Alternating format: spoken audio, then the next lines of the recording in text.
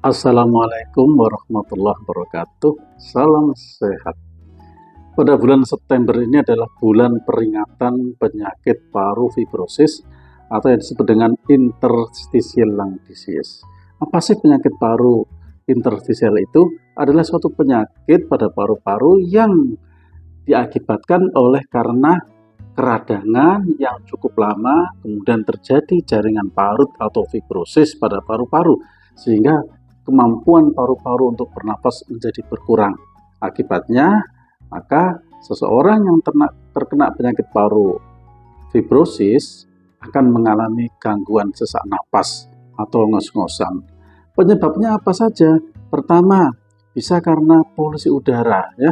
Kemudian yang kedua, karena keracunan bahan-bahan berbahaya, misalkan silikosis, ya, yang banyak dipakai pada industri keramik atau semen, kemudian debu batu bara pada pertambangan batu bara, kemudian pada perkebunan, yaitu serat-serat pada gabah atau serat-serat pada tanaman tebu, itu juga bisa menyebabkan keradangan dan berakhir dengan jaringan parut atau fibrosis pada paru.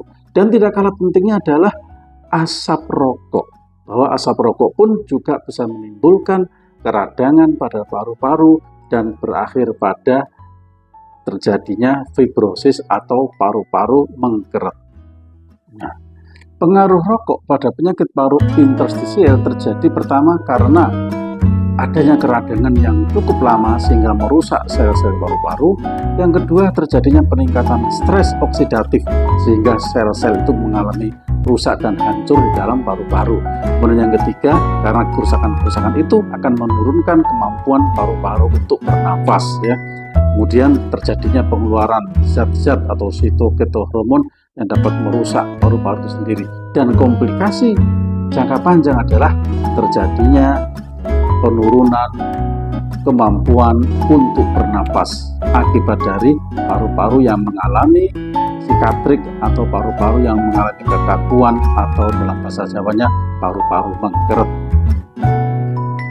Gejalanya sama dengan penyakit-penyakit paru pada umumnya, yaitu batuk dengan dahak atau tanpa dahak, sesak napas, kemudian mudah lelah, berat badan turun, nafsu makan menurun, ya.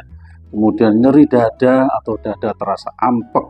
Kemudian tanda-tanda lainnya biasanya pada ujung-ujung jari, ya. Ujung-ujung jari ini terjadi jari tabuh atau jarinya bendol, dan pada bibir, ya.